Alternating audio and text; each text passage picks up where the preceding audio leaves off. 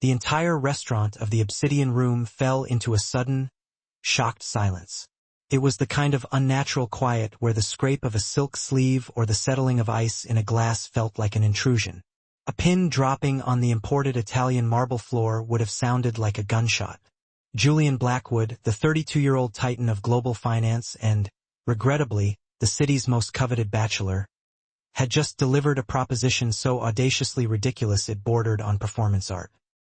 His gaze, cold and utterly devoid of pity, was fixed on the young woman before him. He lifted a hand, weighted by diamond cuff links that caught the fractured chandelier light, and pointed that finger at the trembling waitress, whose cheap black uniform was now soaked in expensive Pinot Noir. "You want me to forgive your clumsiness?" he drawled, his voice a smooth, cutting baritone that effortlessly carried across the hush. "Fine. Sing this Mozart aria perfectly, and I mean perfectly, and I will dump my fiancé and marry you right here, right now." The room exploded, not in shock, but in cruel high society laughter, a brittle sound like shattering crystal. His fiancée, Isabella Thorne, seated nearby, didn't laugh. She smirked, adjusting the massive engagement diamond on her hand. They expected the girl to dissolve into tears and flee, confirming their contemptuous view of the lower classes. But what they failed to grasp was the hidden identity of the woman standing before them. They didn't know that the girl in the stained, cheap uniform was about to open her mouth and deliver a performance capable of bringing the most powerful man in New York to his knees. This is the story of Elena Vance and the song that changed everything. The Obsidian Room was more than just a place to dine. It was a consecrated theater of wealth, where fortunes were implicitly displayed and reputations were mercilessly shredded. Tonight, the audience was particularly vicious.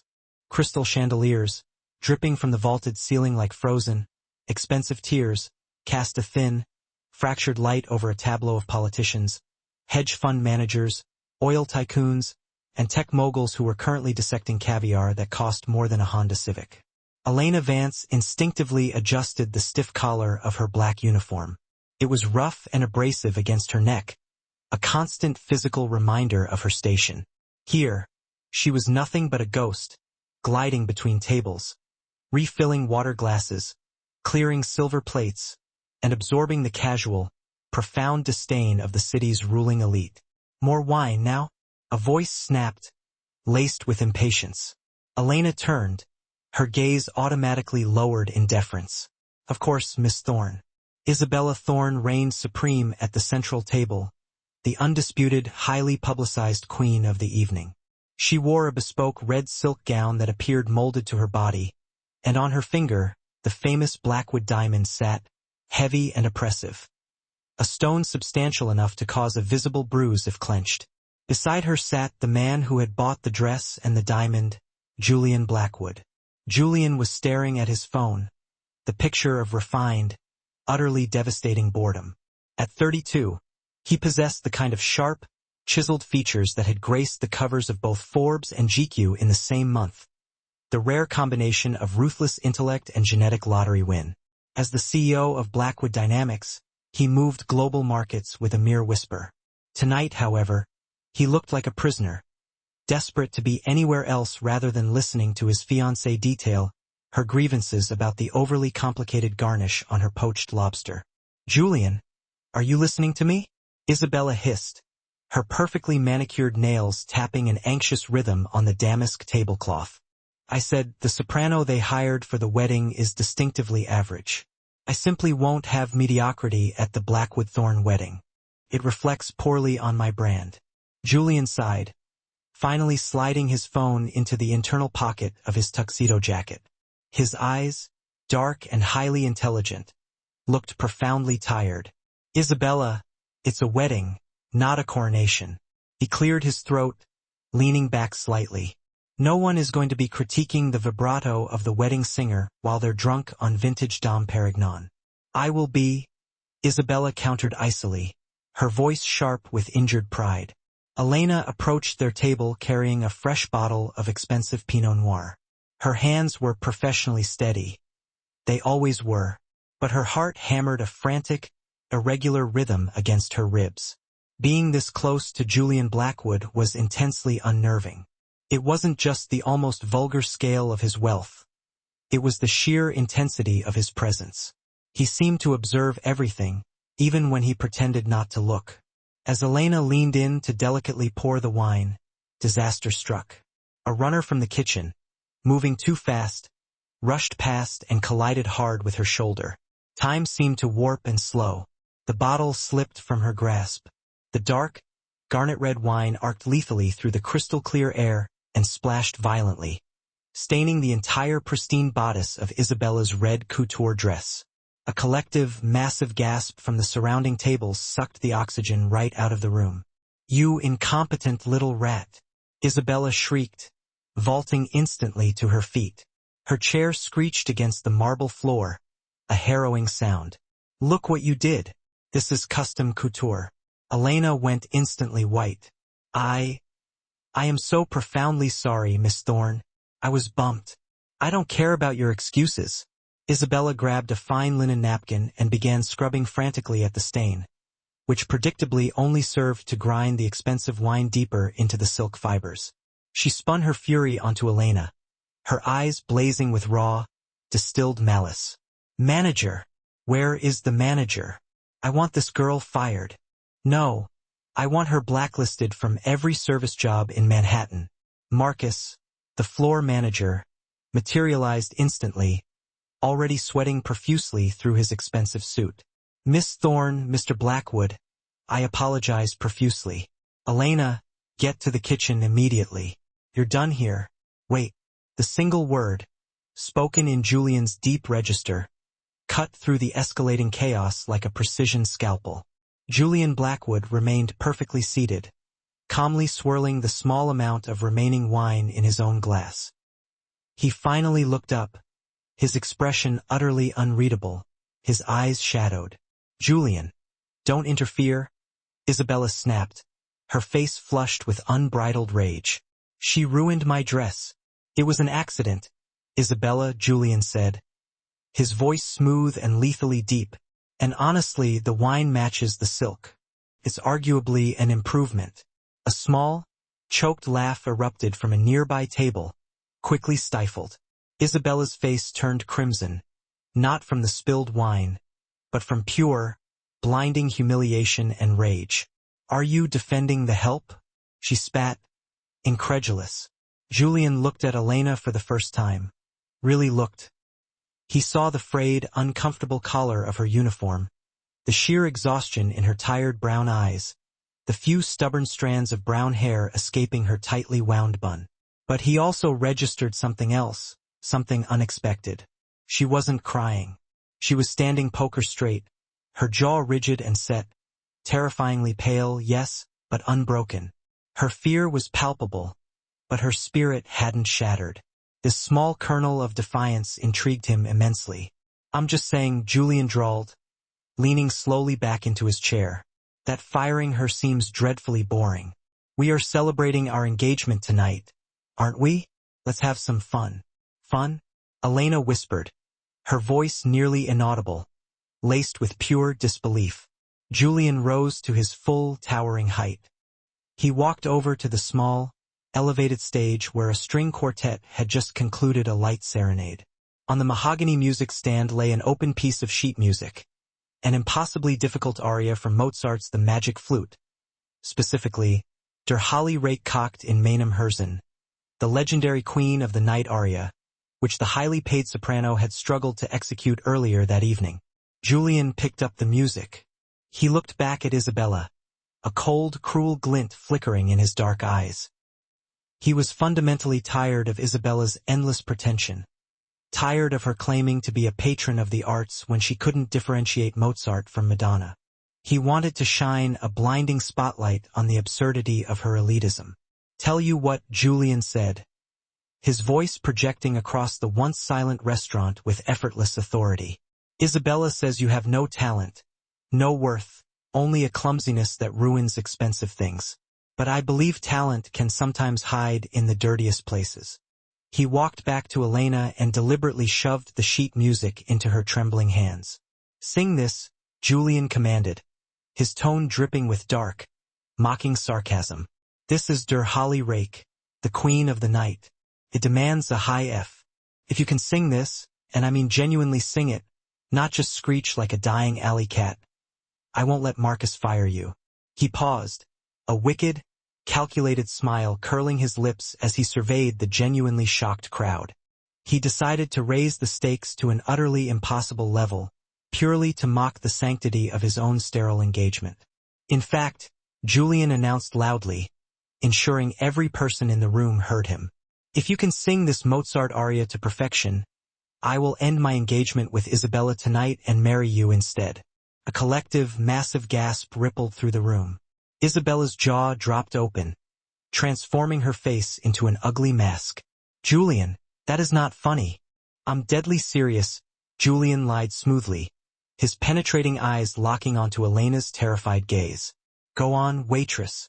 Sing for your supper. Sing for $1 billion. It was the ultimate cruel joke.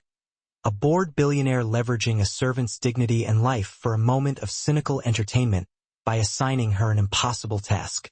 Everyone waited for Elena Vance to crumble, to drop the paper, and run sobbing into the kitchen. Elena looked down at the sheet music in her hands. The complex, familiar notes swam before her eyes. Der Holly Rake cocked in meinem Herzen. The vengeance of hell boils in my heart. She knew these notes. She knew them better than she knew the taste of good food or the feel of warm sunlight. Elena looked up. She didn't spare Isabella a glance. She looked straight at Julian Blackwood. Does the orchestra know the key? She asked softly, her voice still low, but surprisingly steady. Julian's calculated smile faltered for a fraction of a second. The key? D minor? Elena repeated, her voice gaining a strange, resonant strength. Do they know it? The silence in the obsidian room shifted fundamentally.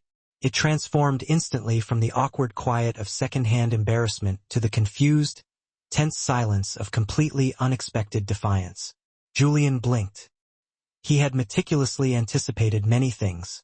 Her begging for her job, stammering an apology, or collapsing. He had not, under any circumstance, expected her to inquire about the key signature. They are the New York Philharmonic's backups, Julian replied slowly, his deep curiosity now genuinely piqued. He gestured toward the quartet and the pianist sequestered in the corner. They know it. Elena simply nodded. She turned and began walking toward the small stage. Her cheap black shoes clicked against the marble floor. A lonely, small sound in the cavernous, opulent room. Asterisk, don't do this, Elena. Asterisk, a voice screamed internally in her mind. Asterisk, you promised you'd never sing again. You promised you were done with that life. You are Elena Vance, the waitress. You are not her. Not anymore. But the sheer, scalding humiliation burned a crater in her chest. The way Isabella had looked at her, not even as human, but as trash to be scraped off a shoe. It awakened a powerful dragon that had been forcibly sleeping for 3 long years. And Julian. His joke had been cruel, yes, but there was a sharp, irresistible challenge in his eyes that she would not ignore. He thought she was nothing. She reached the piano. The pianist, an older, kindly man named Mr. Henderson, who often tipped her generously, looked up at her with profound pity etched on his face. Elena, dear, you absolutely don't have to do this, he whispered urgently. Just go to the back. D minor, Mr. Henderson, Elena said. Her hand rested on the polished piano lid. It was not shaking anymore. Fast tempo. Don't wait for me. I'll keep up. Mr. Henderson hesitated, glancing quickly at Julian, who gave a sharp, imperious nod. The pianist placed his experienced fingers on the keys. The aggressive, turbulent opening chords of the aria crashed through the room. A dramatic storm of sound. Isabella crossed her arms, a triumphant sneer plastered across her face, waiting eagerly for the inevitable, humiliating screeching to begin. Julian leaned casually against a marble pillar, swirling his drink, waiting for the tedious joke to conclude so he could finally go home. Elena closed her eyes. She inhaled a deep, steadying breath. And then, she opened her mouth. The first note didn't merely emerge. It exploded. It was a spear of pure, white-hot crystalline sound that instantly pierced the thick air with shocking power and volume. Asterisk der Holly rake cocked in meinem Herzen. Asterisk the vengeance of hell boils in my heart. Julian's glass stopped halfway to his mouth. The sound was massive, fully realized. It was not the thin, reedy, breathy voice of an amateur server. It was a trained, formidable operatic coloratura. It was rich, dark, terrifyingly precise, and wielded with complete mastery. The German diction was flawless. The emotion driving it was raw, unfiltered volcanic rage, channeled through perfect, diamond-hard technique. Elena wasn't standing like a waitress anymore. Her entire posture had shifted. Her spine was suddenly steel. Her hands became expressive instruments, clutching at the air as she delivered the queen of the night's furious command. Guests at the nearest tables slowly lowered their forks, their mouths hanging agape, forgetting the social necessity of appearing unimpressed. Then came the centerpiece, the notoriously difficult part. The legendary staccato run, the unforgiving chain of high Fs. This was the graveyard of sopranos, the place where even seasoned professionals cracked, their voices failing under the extreme pressure. Elena hit the first high note with the precision of a laser sight. Asterisk ah. It was perfect, bell-clear, deeply resonant, and seemingly effortless. She spiraled through the intricate arpeggios, her voice dancing with terrifying agility and power. She wasn't just hitting the notes. She was attacking them, conquering them. She was pouring 3 long years of scrubbing floors, 3 years of hiding, 3 years of enforced invisibility into a melody that demanded dominance. Julian Blackwood felt an actual chill race violently down his spine. The fine hairs on his forearms stood instantly erect. He had grown up in opera boxes. His grandmother had been a major patron of the Metropolitan Opera. He knew intimately what true greatness sounded like. This wasn't merely good. This was world-class. This was utterly impossible coming from a service uniform.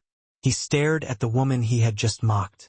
The messy bun, the stained apron, the scuffed, cheap shoes. They all seemed to instantly fade away, becoming irrelevant. All he could perceive was the massive, radiating power emanating from her throat.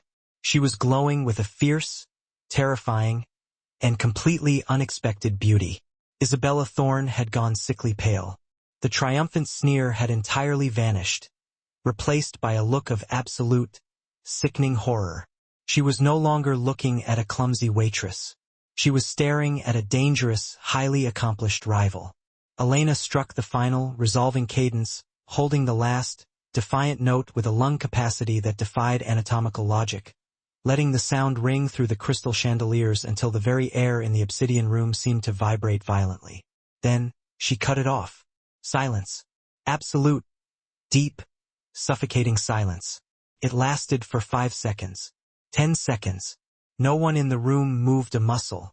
The pianist, Mr. Henderson, was staring blindly at his own keys, his hands visibly trembling. Elena stood there, breathing heavily, the raw adrenaline crashing through her system. The spell broke. The stark, terrifying reality of what she had just done washed over her. She had publicly revealed herself. She looked at Julian. He was no longer smiling. He wasn't bored in the least. He was staring at her with an intensity that instantly made her knees weak. His dark eyes were wide, burning with a volatile mixture of shock and something else entirely. Something primal, like hunger. Slowly, Julian Blackwood began to clap. Just him, a measured, slow, rhythmic clap. Then the tech mogul at table 4 tentatively joined in. Then the entire room. Within moments, the wealthy elite of New York were on their feet, erupting into thunderous, genuine applause, completely forgetting that she was the help, forgetting the spilled wine and the ruined silk. Isabella stood frozen, her face locked in a mask of impotent fury. She grabbed Julian's arm, her nails digging in. "Stop it. Stop clapping. She's just a trick pony." Julian violently shook her off without even looking at her. He started walking toward the stage. He moved with the slow, deliberate focus of a predator stalking prey. Elena saw him coming. Panic, cold and sharp, seized her. Asterisk he knows or he will know. Who are you? Julian asked the moment he reached the edge of the stage. His voice was rough, stripped bare of its usual smooth, polished veneer. That wasn't a waitress singing. Who are you? Elena stepped backward, clutching her stained apron like a life raft. I have to get back to work. The deal was real, Julian countered, climbing the few steps onto the stage. He was mere inches from her now. She could smell his expensive cologne, sandalwood and rain. I said if you sang it, I'd marry you. The crowd quieted down instantly, eager to hear the billionaire's next, unpredictable move. Elena looked directly into his burning eyes. And I think we both know, Mr. Blackwood, that rich men make magnificent promises they never intend to keep. She turned and ran. She didn't walk. She sprinted off the stage, through the service doors, and into the institutional stainless steel labyrinth of the kitchen, leaving Julian Blackwood standing alone under the harsh spotlight, staring at the empty space where she had just been, looking more energized and alive than he had in years. Find her, Julian commanded, speaking into the headset of his head bodyguard, who had instantly appeared at his side. Sir, find out who she is, Julian repeated, his voice dangerously dark, and bring her to my office tomorrow morning. I don't care if she quits. Find her. Elena Vance didn't stop running until her lungs were burning and the gleaming, arrogant skyline of Midtown was replaced by the grimy, peeling brick facades of Hell's Kitchen. She fumbled desperately with her keys, her hands shaking so violently she dropped them twice before finally managing to unlock the peeling blue door of apartment 4B. She slammed the door shut and leaned heavily against it, sliding down until she hit the cold, cheap laminate flooring. The floor cooled her skin, but it couldn't extinguish the fierce, terrifying fire burning in her veins. She had sung. After 3 long years of silence, after 3 years of burying Elena Vankova, the prodigy, the rising star, the girl who was supposed to be the next Callas, she had sung in front of half of New York's high society. Worse, she had sung for Julian Blackwood. Elena, is that you? A soft, rasping voice came from the bedroom. Elena squeezed her eyes shut, forcibly composing herself. She stood up, smoothing her stained apron, and walked into the small, cramped room. Lying in the bed, surrounded by an arsenal of medicine bottles and a softly humming dialysis machine, was her younger brother, Leo. He was terribly pale, his skin almost translucent under the harsh overhead light, but his eyes were unnervingly bright. Hey, Leo, Elena whispered, forcing a bright, tired smile. I'm home.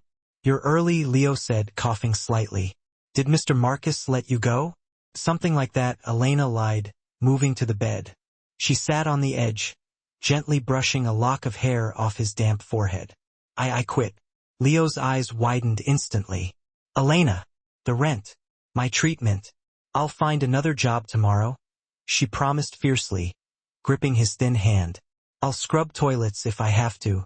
Don't you worry about the money. I'm gonna get you that kidney, Leo. I promised you. Leo looked at her, seeing through the brave facade she presented. You look different, he noted quietly.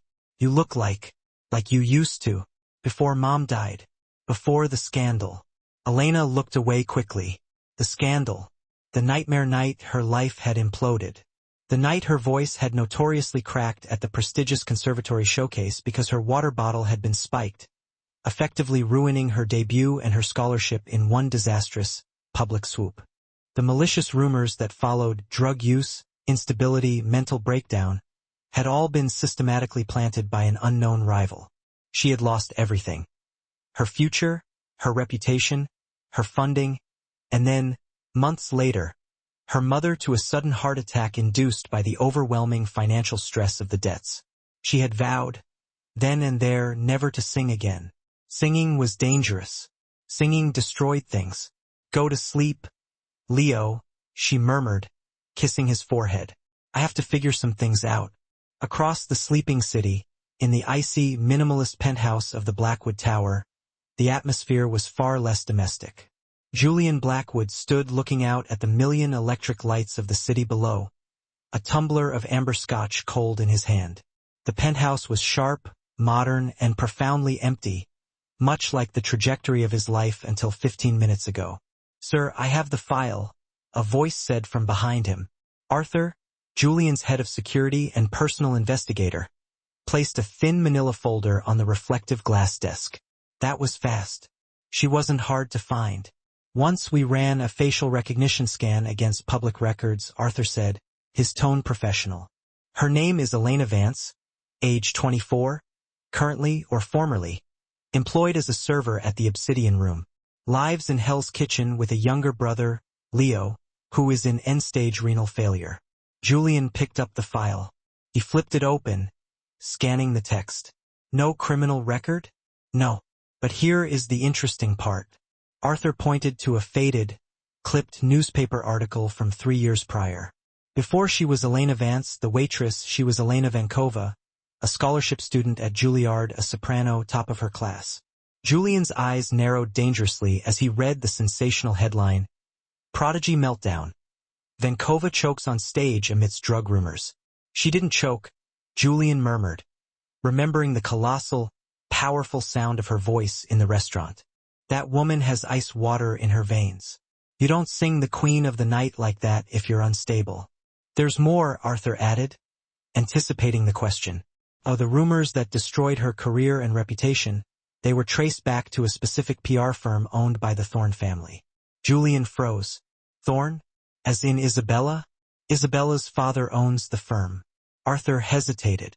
"Isabella was also a student at the conservatory that year, wasn't she? A mezzo-soprano who didn't quite make the cut for the coveted showcase solo." A dark, cold, calculated rage settled heavily in Julian's chest. It all clicked into place with horrifying clarity. Isabella, with her petty, endless jealousies and her father's infinite resources, had systematically crushed a rising rival before she could even truly rise. And tonight, unaware of the dragon she was provoking, Isabella had tried to crush her again. Julian closed the file with a decisive snap. The vivid image of Elena standing on that stage, defiant and magnificent under the crystal light, burned into his memory. He glanced at the massive engagement ring that Isabella, in a fit of melodramatic fury, had thrown at his head in the limo just an hour earlier. The ring meant precisely nothing to him. The merger with Thorne Industries was the only reason he had proposed. His board of directors had been intensely pressuring him to settle down, to present a stable, married image to calm the nervous investors. They demanded a Blackwood wife, but the merger contract never explicitly stated that the wife had to be Isabella Thorne. "Arthur," Julian said, a complicated, ruthless plan already forming in his brilliant mind. A plan that was reckless, dangerous, and absolutely perfect in its symmetry. "Prepare the car." "Sir, it's 2 a.m. "I know." Julian buttoned his bespoke suit jacket meticulously. "We're going to Hell's Kitchen." The knock on the peeling blue door was heavy, authoritative. It was not the light, nervous rap of the landlord asking for overdue rent. It was the knock of someone who already owned the building. Elena jumped from the couch where she had been meticulously counting a meager pile of crumpled dollar bills. She grabbed the aluminum baseball bat she kept tucked beside the umbrella stand and crept silently toward the door. "Who is it?" "Julian Blackwood." The name hit her harder and faster than the bat possibly could have. She froze completely. "Go away." "Miss Vance, I'm not here to fire you. I own the restaurant building, but I don't manage the staff. Open the door or I'll have my security detail pick the lock. We need to talk, and we need to talk now." Elena weighed her non-existent options. She opened the door a tiny crack, keeping the security chain securely engaged. Julian stood in the dingy, shadowed hallway, looking ridiculously and offensively out of place in his perfect tuxedo. His eyes instantly scanned her face, noting the tiredness, the complete lack of makeup, the raw fear she couldn't hide. "May I come in?" "No, very well," Julian said, leaning casually against the doorframe, projecting immense power even in the constrained space. "Then I'll discuss your brother's acute medical bills in the hallway where the neighbors can hear every last detail." Elena's grip on the bat and the door tightened until her knuckles were white. "What do you know about Leo?" "I know he's needs a kidney." I know you're $60,000 in debt. I know you're working 3 jobs and drowning under the weight of it all. He paused, his voice dropping an octave, becoming gravelly and intimate. And I know that Isabella Thorne ruined your life 3 years ago. Elena undid the chain and pulled the heavy door open, revealing the cramped, overheated space of her tiny apartment. Get in. She didn't offer him a seat. The threadbare couch was piled high with freshly folded, starched waitress uniforms and other laundry. They stood awkwardly in the living room's minuscule square of light. What do you want? Elena asked, crossing her arms tightly over the navy blazer she still wore. You had your fun tonight. You proved your point to your former fiancé. Now leave me alone. She's not my fiancé anymore, Julian stated calmly, his dark eyes never leaving hers. I ended it an hour ago. Elena blinked, genuinely stunned. Congratulations. What does that have to do with me? Everything. Julian began to pace the small room, his imposing presence filling the space, making the ceiling feel lower. You see, Elena, I have a problem, a very specific corporate issue. My grandfather's trust, which controls the majority shares of Blackwood Dynamics, the entire empire, has a rather archaic stipulation. I must be legally married by my 33rd birthday to take full, unchallenged control of the company. That birthday is in 3 weeks. Sounds like a classic rich person problem. Elena replied dryly, feeling the familiar bitterness curl in her throat. It is, but if I fail to marry, the board can vote me out, destabilizing years of groundwork. They were desperately pushing for the Isabella alliance because her father is a powerful political ally. But I cannot marry Isabella. She is poisonous, vindictive, and thoroughly unstable. I could have told you that 3 years ago. Yes. Julian stopped pacing and looked directly at her, his gaze intense. I made a joke tonight, Elena. I said, sing this and I'll marry you. You sang it.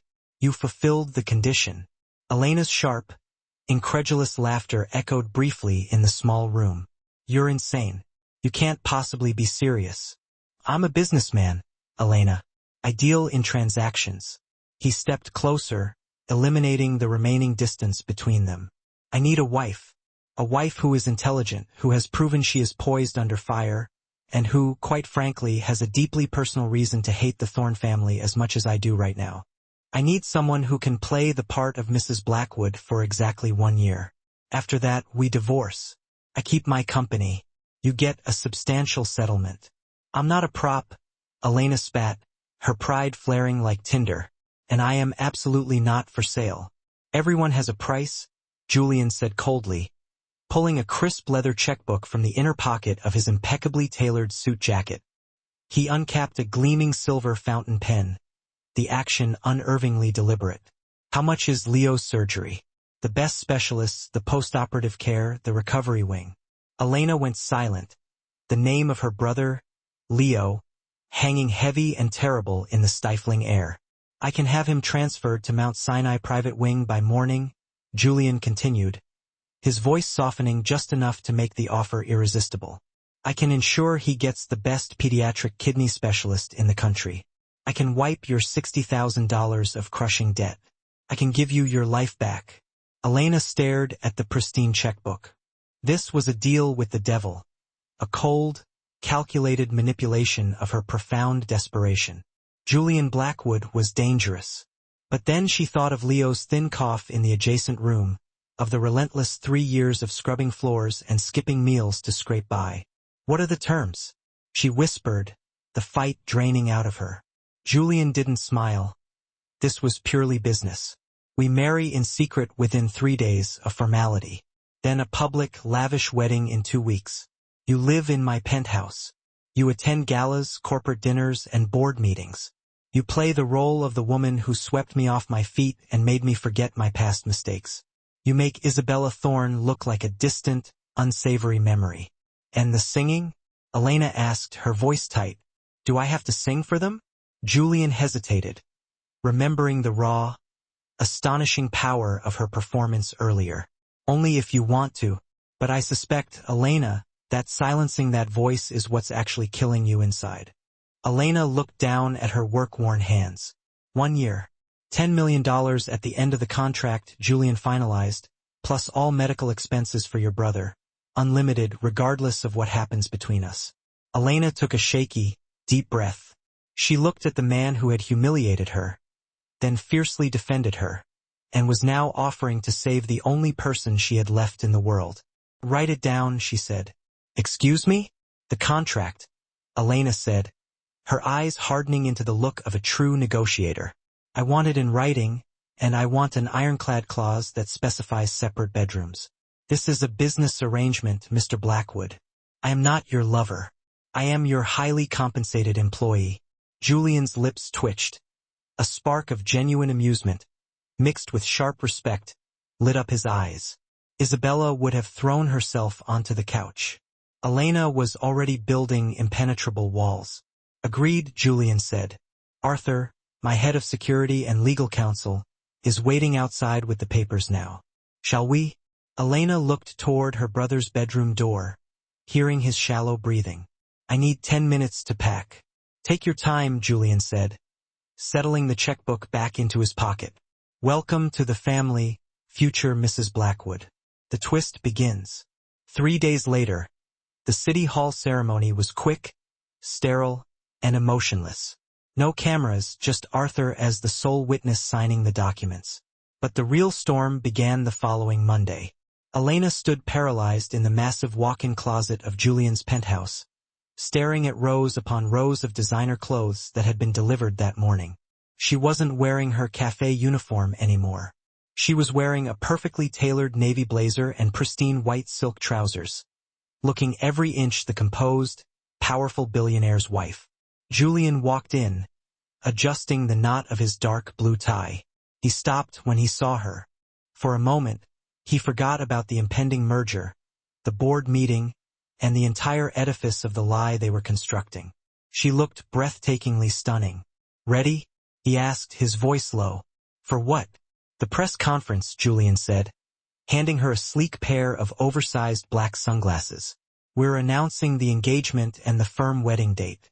Is Isabella going to be there? Everyone is going to be there, Julian replied grimly. And Elena, there's one small detail I forgot to mention. Elena looked at him sharply, dread already coiling in her gut. What? My grandmother, the true matriarch of the Blackwood family, Genevieve. She's flying in from Paris this morning. So Julian winced slightly. She's the one who controls the trust's final vote. She is utterly terrifying, and she despises liars. If she suspects this marriage is fake, even for a second, the deal is off and I lose everything. Elena felt her stomach drop sickeningly. You're telling me this now? You handled Mozart's Queen of the Night aria under immense pressure, Julian reasoned, opening the door for her. I figured you could handle an 80-year-old woman with a diamond-encrusted cane. You have no idea, Elena muttered, slipping on the sunglasses, shielding her eyes from the impending glare. They stepped into the private elevator. As the doors silently slid closed, Julian reached out and deliberately took her hand. His skin was warm and firm against hers. Showtime, Mrs. Blackwood, he whispered. The elevator descended, carrying them down to the lobby where a shark tank of reporters and a vengeful, exquisitely dressed Isabella Thorne waited, ready to tear their fabricated world apart. The elevator doors chimed, signaling their arrival at the lobby level. It was a sound that usually meant escape, but today it sounded like the bell at the start of a boxing match. Chin up, Julian murmured, his hand resting protectively on the small of Elena's back, a gesture that felt strangely sincere. Don't let them see you bleed. The door slid open and the world turned blindingly white. Hundreds of camera flashes erupted simultaneously, a violent strobe light assault that momentarily blinded Elena. The roar of questions was a physical wave of noise. Asterisk Mr. Blackwood. Is it true? Who is she? What happened to Isabella Thorne? Julian moved with the practiced grace of a shark cutting through chume-filled water, guiding Elena toward the podium where a sleek microphone setup waited. Security guards immediately formed a tight human wall, holding back the frenzied paparazzi. Elena's heart hammered against her ribs, but her face remained utterly impassive. She was an opera singer. She knew how to wear a mask for an audience of thousands. She channeled the proud, unyielding queens and tragic heroines she had studied for years. I am not Elena the waitress, she told herself firmly. I am Elena Blackwood. They reached the podium. Julian raised a single hand, and the cacophony died instantly. His authority was absolute, chillingly effective. Thank you all for coming on such short notice, Julian began, his voice smooth and commanding, calibrated for maximum impact. I am here to introduce the woman who has captured my heart, the future Mrs. Blackwood, Elena. He stepped back slightly to let Elena stand fully in the light. She adjusted the microphone to her height. Good morning, she said. Her voice, perfectly trained, resonant, and clear, carried effortlessly to the back corners of the room. I know you have questions. I have one. The voice came sharply from the side of the stage. The crowd obediently parted as Isabella Thorne marched forward, looking like a vengeful, expensive goddess in blood-orange Yves Saint Laurent. She wasn't holding a microphone, but her shrill, focused voice didn't need one to cut through the silence. Tell them who you really are, darling, Isabella sneered, stopping just short of the security line. She turned toward the cameras, holding up a large, blown-up photograph. It was a grainy, unforgiving image of Elena from 3 years ago, looking disheveled, gaunt, and sick, leaving the hospital after the poisoning incident. This is Elena Vankova, Isabella shouted triumphantly. The disgraced Juilliard dropout, the junkie who couldn't handle the pressure. Julian Blackwood is marrying a drug-addicted cafe waitress. The room erupted into pandemonium. The reporters turned on Elena like a pack of starving wolves. Is it true? Were you in rehab? Julian, did you know about this? Julian's jaw tightened dangerously. He stepped forward to intervene, ready to grab Elena and pull her away from the onslaught, but she didn't move. She didn't shrink. Elena looked at the damning photograph. Then she looked straight at Isabella. She remembered the paralyzing fear she felt 3 years ago. She remembered the suffocating shame. But looking at Isabella now, desperate, cruel, and ultimately petty, Elena realized she had nothing left to be ashamed of. She stepped closer to the microphone. Yes, Elena said. The single calm word silenced the vast room again, a feat that defied the noise. Isabella blinked, her triumphant smirk momentarily faltering. She had expected denial, a clumsy lie. My name was Elena Vankova. Elena continued, her voice rapidly gaining power, ringing with the focused, controlled intensity of her highest aria. And yes, 3 years ago I was hospitalized. Not because I was a junkie, but because on the night of my debut, someone spiked my water with a powerful sedative to ensure I would fail. She looked directly into Isabella's rapidly paling face. The cameras obediently followed her gaze. Isabella froze. I lost my scholarship, Elena said, her voice trembling slightly with tightly controlled emotion, not weakness. I lost my career. I spent 3 years scrubbing floors and serving tables to pay for my brother's medical bills because my mother died of a broken heart trying to clear my name. I am a waitress, and I am profoundly proud of it. Because while people like Miss Thorne were buying dresses that cost more than my annual rent, I was learning what it truly means to survive. She took a steadying breath, and for the first time, she looked at Julian. He was staring at her with something akin to open awe. Mr. Blackwood didn't fall in love with a predictable socialite. Elena finished, turning back to the press, her voice ringing with defiance. He fell in love with a survivor. And if anyone has a problem with my past, you can take it up with my husband. She stepped back slightly. There was silence. Then, a lone reporter from the Times shouted, That's a better story than the merger. Look this way, Mrs. Blackwood. The cameras flashed again, but the energy had fundamentally shifted. They weren't attacking her anymore. They were worshipping the narrative. The Cinderella survivor story was pure media gold. Isabella stood frozen, the manila folder slipping in her sweaty hand, realizing with dawning horror that she had just dramatically handed Elena the victory. Julian leaned in, his lips brushing her ear. That was magnificent. Get me out of here, Elena whispered back, her legs finally beginning to shake from the adrenaline crash. I think I'm going to throw up. Julian wrapped a firm arm around her waist, shielding her from the still-flashing cameras.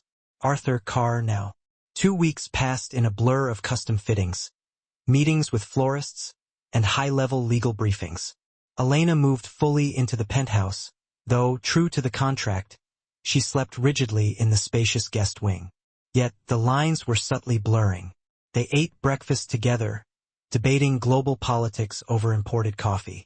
Julian was discovering that his waitress wife had a razor-sharp wit and an intellectual curiosity that perfectly matched his own. But the final test arrived on a rainy Tuesday evening. Grand Matriarch Genevieve Blackwood had arrived from Paris. The dinner was held in the penthouse's private formal dining room. The table was set with heavy blackwood silver dating back to the 19th century. Genevieve sat at the head, a tiny, formidable woman with steel-gray hair and eyes that could cut glass. She used a slim cane not for walking, but primarily for pointing at things she disapproved of. So far, she had disapproved of the soup, too salty, the weather, too American, and the flower arrangement, too gauche. Elena sat stiffly to her right, wearing a modest, custom emerald gown. Julian sat opposite, looking unusually tense, a man walking on eggshells. So, Genevieve said, placing her spoon down with a soft, but deliberate clatter. You are the singing waitress. I am, Elena replied evenly, meeting the icy gaze. And you think you can handle the Blackwood estate? You think you can manage the bored wives, the constant scrutiny of the galas, the pressure? Genevieve's eyes narrowed. My grandson is impulsive. He likes shiny new toys, but marriage is an institution, not a game played on a stage. Grandmother, Julian warned quietly. Hush, Julian. I am speaking to the girl. Genevieve turned her full, intimidating attention back to Elena. Tell me, child, what do you know about running a household of this magnitude? Elena looked at the formidable woman. She recognized the test instantly. Genevieve didn't care about background or pedigree. She cared only about competence. I know that your tea is cold, madam, Elena said softly. Genevieve blinked, her expression shifting from skepticism to surprise. Excuse me? Elena stood up smoothly. She didn't ring the bell for the waiting staff. She walked over to the side table where the ornate silver tea service sat. The maid poured the water too early, Elena explained, deftly checking the pot's contents. Blackwood tradition dictates Earl Grey. Does it not? Earl Grey becomes bitter if steeped too long, and it loses its fragrant profile if served under 90 degrees Celsius. Elena deftly discarded the old water, reboiled the kettle on the hidden induction warmer, and prepared a fresh pot with practiced, fluid movements. Her hands moved with the efficiency of someone who had done this 10,000 times a year, yet with the unexpected grace of a performer. She poured a perfect cup and placed it exactly before Genevieve, the handle facing the 3 o'clock position. You worry that I cannot manage the staff or the small, essential details, Elena said, sitting back down, radiating quiet confidence. But, madam, I have spent 3 years serving the most demanding, detail-oriented people in New York City. I know how to anticipate needs before they are even spoken. I know that attention to detail is the difference between a simple meal and an exquisite experience. A socialite assumes things will be done correctly. A waitress makes absolutely sure they are done. Genevieve stared at the steaming tea. She raised the cup and took a slow, deliberate sip. Silence stretched, agonizingly, across the antique table. Julian held his breath, every nerve strained. It is perfect, Genevieve whispered finally. She looked up at Elena, and a small, genuine smile cracked her usually stern face. You have a worker's hands and a queen's bearing. Perhaps Julian is not as foolish as I thought. Julian let out a slow breath he didn't know he was holding. Does this mean she has your blessing, grandmother? We shall see, Genevieve said, tapping her cane lightly on the marble floor. But she survives dinner. That is a start. Later that night, the sharp tension of the grandmother's visit gave way to something else entirely. Elena was on the balcony, watching the reflective city lights hit the wet glass railing. She felt Julian's presence behind her. You were incredible tonight, Julian said. He wasn't wearing his jacket. His tie was completely undone. He looked marginally human, vulnerable even. She hasn't complimented anyone since 1998. She just respects hard work, Elena said, not turning around. Rich people usually don't understand that. Is that what you think of me? Julian asked, stepping closer. That I'm just a rich person? Elena turned. He was close. Too close. The relentless city lights reflected in his deep, dark eyes.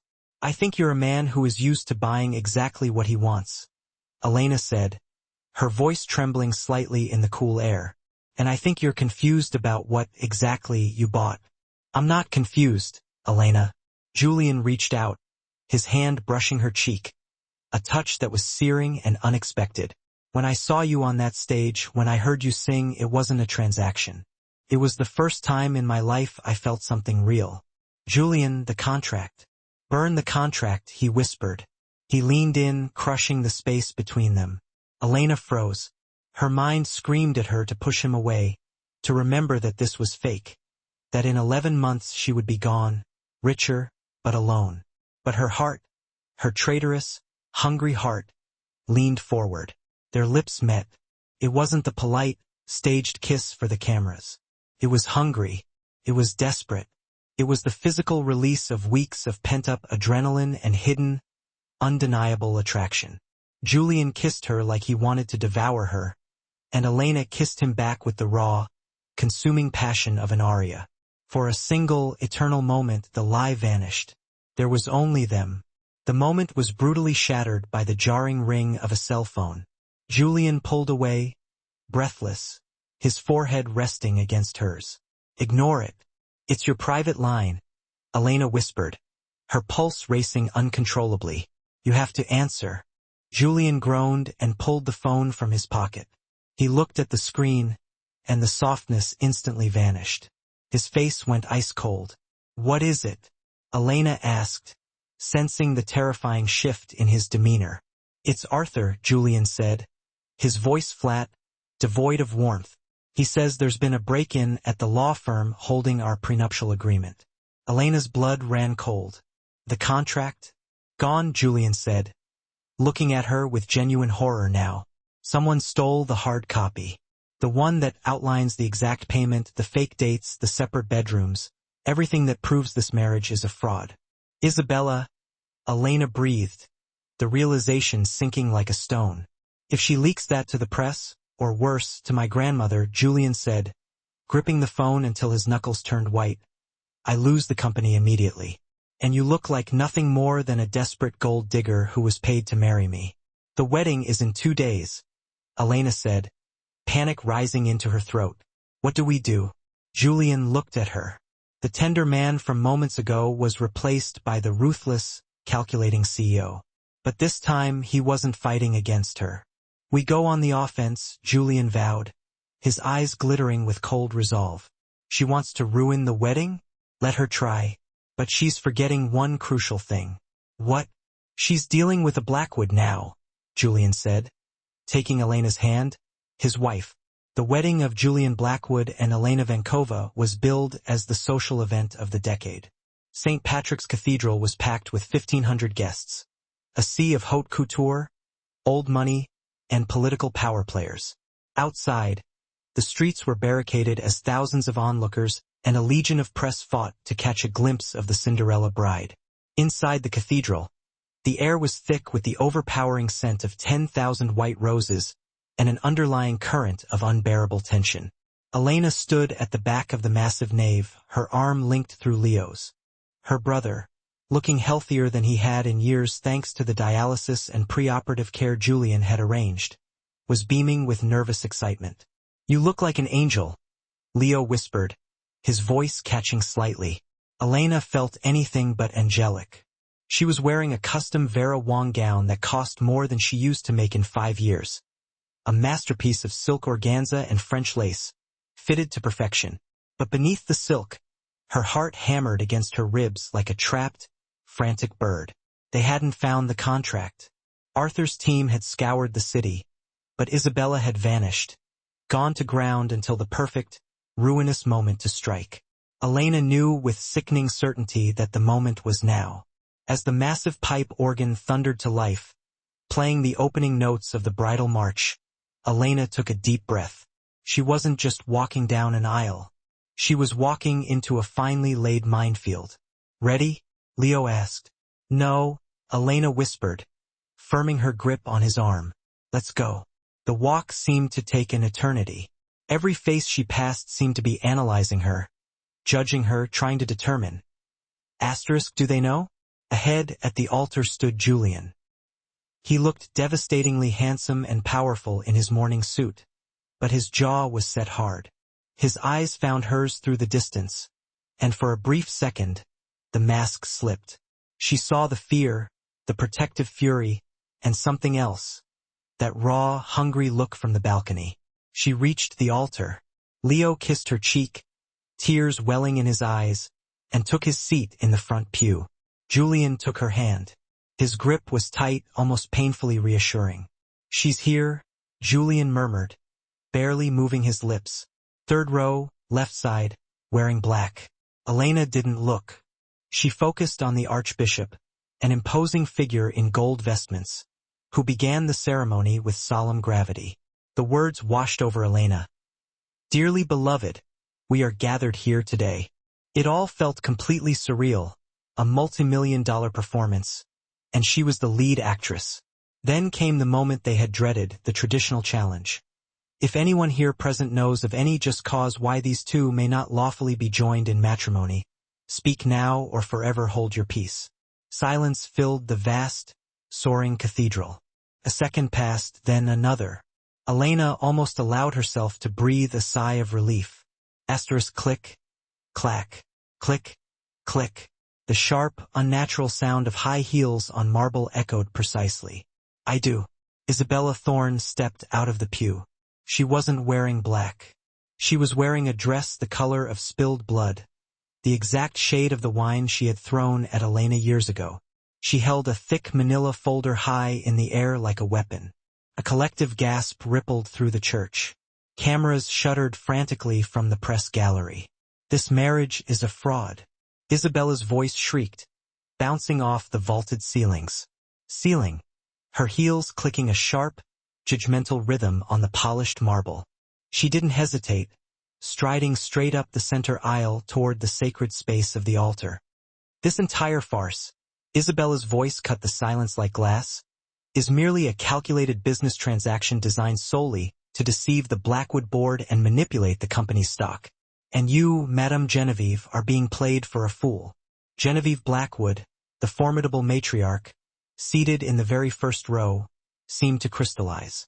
Her body went utterly rigid, the ivory head of her ornate cane groaning faintly under the pressure as her knuckles bled white. Julian, reacting purely on instinct, moved swiftly, placing himself directly in front of Elena, his body a solid, defiant shield. "Don't you dare lay a hand on me." Isabella spat at the security detail converging on her. Reaching the bottom step of the altar, she flourished a thick, bound document, yanking it dramatically from her folder. "I have the definitive proof right here. A prenuptial agreement, strategically dated exactly 3 weeks ago."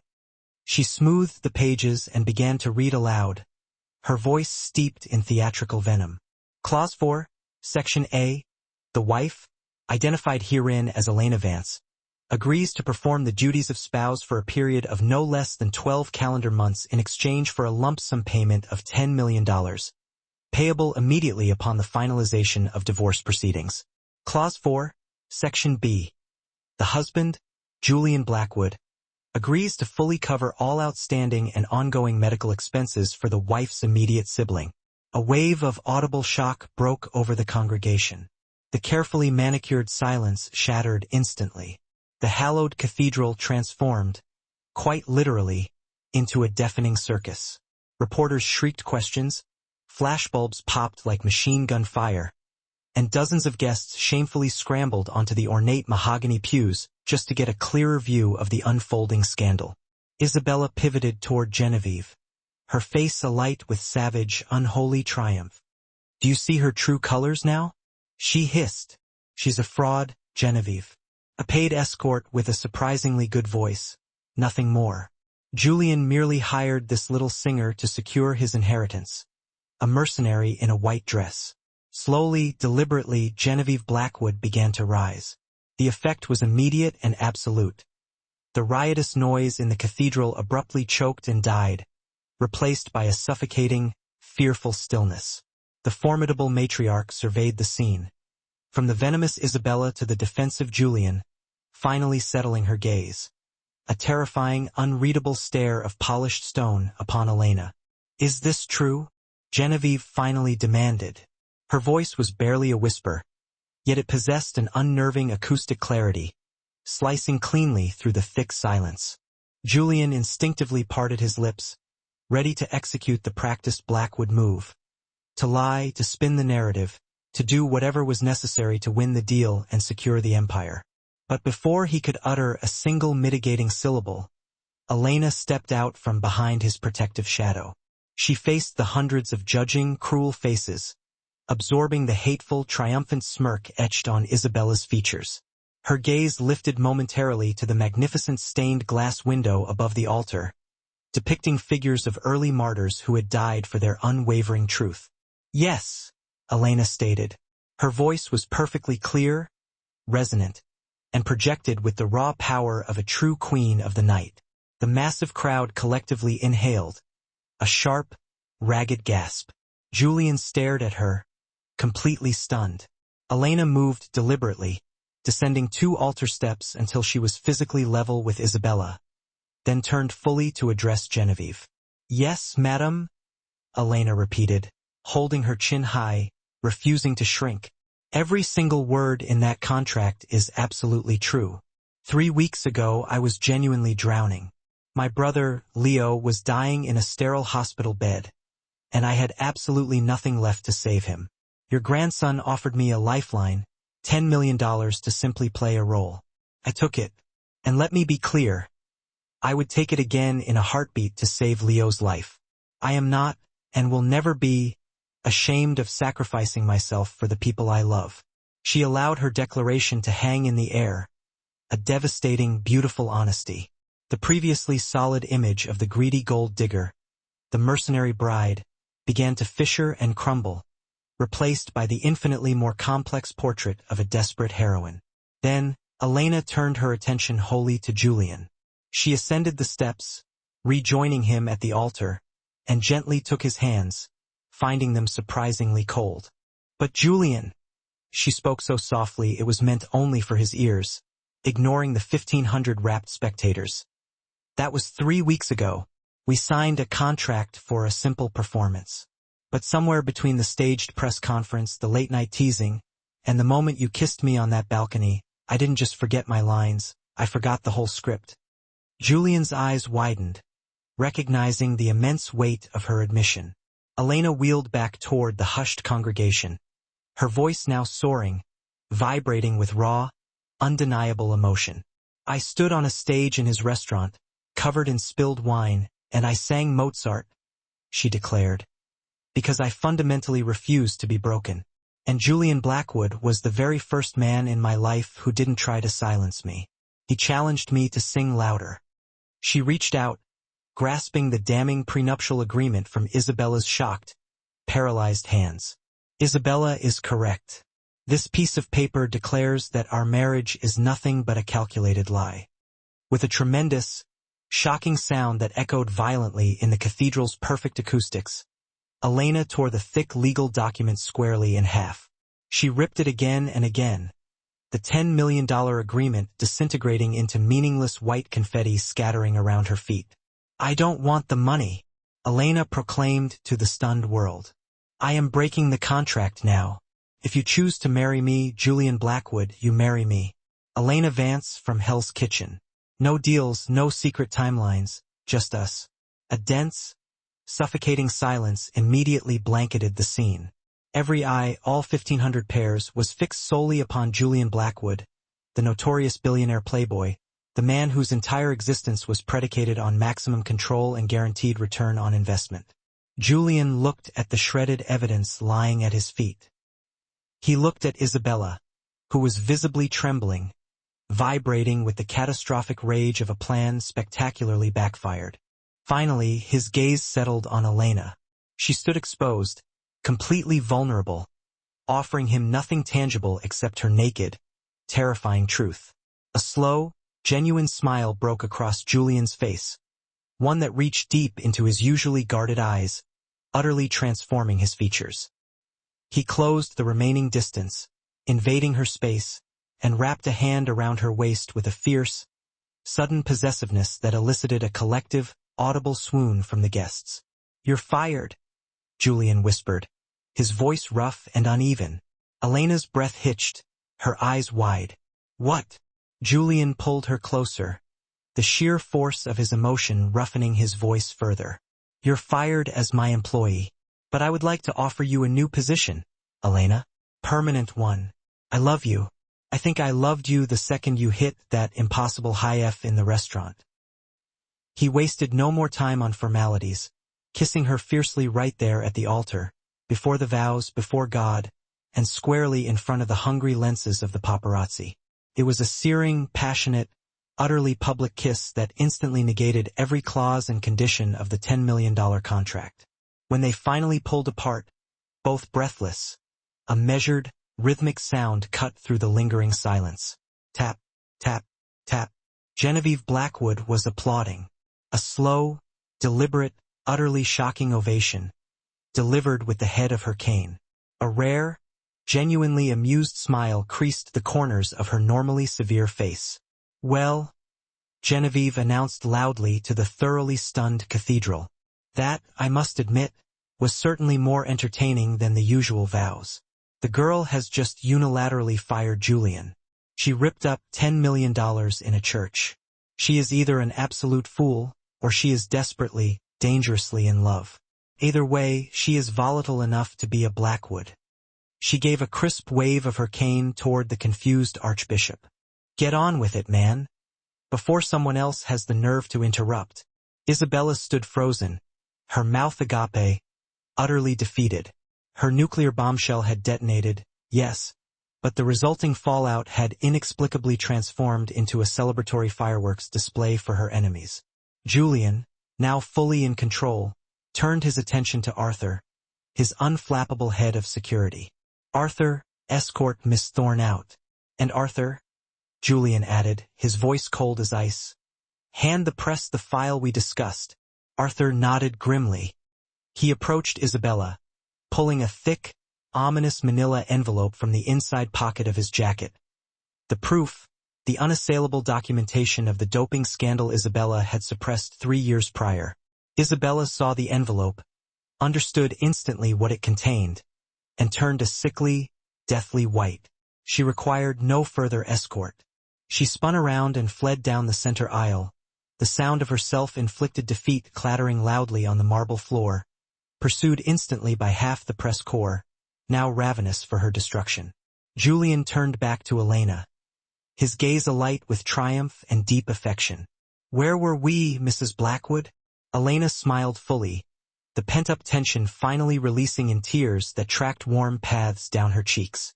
"I think, Mr. Blackwood, we were getting married." The archbishop cleared his throat loudly, visibly flustered yet profoundly relieved. "Ahem. Yes. Do you, Julian Blackwood, take this woman?" The remaining portion of the ceremony blurred into a haze of profound relief and unadulterated joy. When they finally walked back down the aisle as husband and wife, the spontaneous cheers were deafening and completely genuine. As they passed, Elena caught her brother Leo's eye in the crowd. He gave her a watery, emotional thumbs up, tears streaming down his face. They reached the massive, heavy oak doors of the cathedral. Before stepping out into the blinding, flashing lights of the waiting world, Julian drew her aside into a shadowed alcove for one final second of profound privacy. "We did it," he breathed, pressing his lips to her forehead. "We did," Elena confirmed, looking up at him and feeling as light as air. "So, Mr. Blackwood, what should be our first official act as a real, legally married couple?" Julian flashed that wicked, disarming, utterly charming grin, the very one that had captivated her in the obsidian room months ago. "Well, Mrs. Blackwood," he said, dramatically pushing open the massive cathedral doors to the welcoming roar of the city. "I believe I owe you a very long, ridiculously expensive honeymoon." And after that, he paused, meeting her eyes. I'm going to buy you an opera house. And that, my friends, is precisely how one carelessly spilled glass of wine ultimately led to the most dramatic and unforgettable wedding of the century. Elena Vance didn't just secure the billionaire. She fought and reclaimed her identity, found her true voice, saved her brother's life, and proved definitively that sometimes, only the most breathtaking risks yield the most profoundly beautiful rewards. Isabella Thorne's meticulously crafted public image was permanently destroyed, a scandal that forever stained her name. But Elena Blackwood, she ascended instantly into legend, revered not merely for the astonishing range of her voice, but for the ferocious, loving heart that finally powered it. If you absolutely loved this story of underdog triumph, ruthless high society drama, and epic, passionate romance, please take a moment to smash that like button right now. It provides essential support for the channel. And definitely don't forget to subscribe and ring that notification bell so you never miss another drama-filled story time. Share this video with everyone you know who still believes in fairy tales, especially those with a delicious, unexpected twist. Thanks so much for watching, and I'll see you in the next one.